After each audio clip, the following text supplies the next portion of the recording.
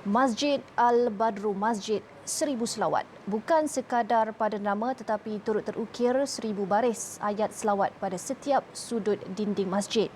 Keunikan itu menjadikan masjid berkenaan sebagai tarikan utama pengunjung dalam dan luar negara sekaligus Pulau Pangkur dilihat sebagai salah sebuah pusat pelancongan Islam.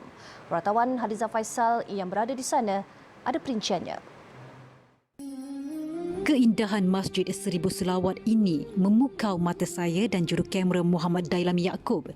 Kepelbagaian seni khat digunakan untuk mengukir 1000 baris selawat yang telah mendapat pengesahan Jabatan Mufti Perak. Menurut Pegawai Hal Ehwal Islam Masjid 1000 Selawat, Muhammad Amir Hakim Muhammad Rashid, nama Masjid Al-Badr diambil dari sifat Nabi Muhammad SAW yang bermaksud bulan purnama. Dikombinkan semua sekali, ada selawat tafrijah, ada selawat anwar, ada selawat syifa.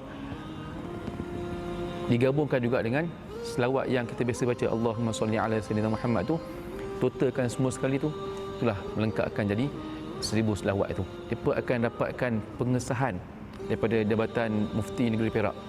Barulah benda tu letakkan dekat Masjid 1000 Selawat ini.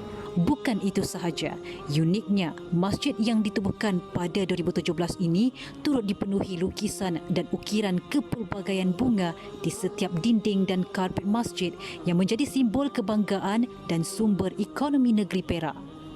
Antaranya bunga kelumpang, bunga alamanda, bunga kertas, bunga limau bali dan lain-lain.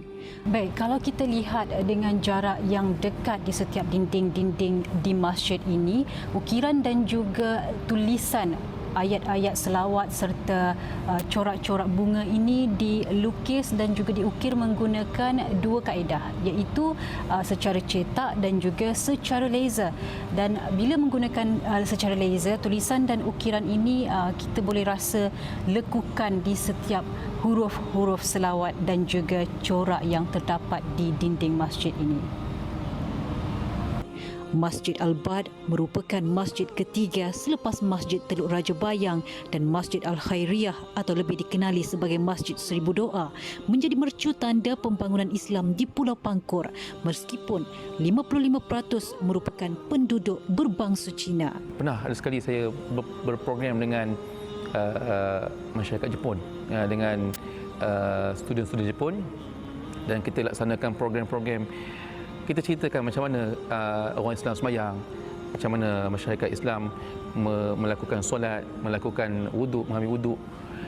Dan saya tanya secara ikhlas, mereka merasakan selama ni mereka tak didedahkan dengan perkara sedemikian.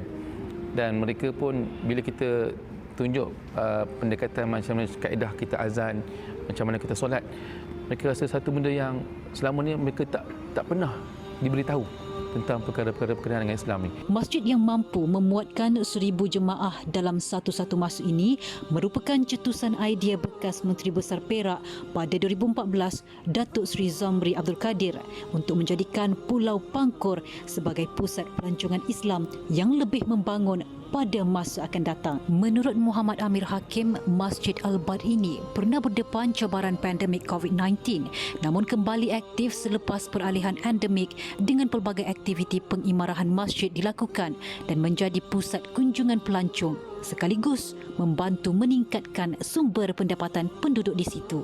Kita sedia maklum terdapat beberapa jenis masjid terapung di negara kita. Namun ini satu-satunya masjid yang betul-betul terapung di mana jaraknya 100 meter dari darat. Dan dapat kita bayangkan bagaimana kita beribadah dalam suasana dan juga pemandangan yang indah sambil kita mengucapkan syukur atas kebesaran Allah Subhanahu Wa Taala. Hadiza Faisal melaporkan untuk Berita Al-Hijrah.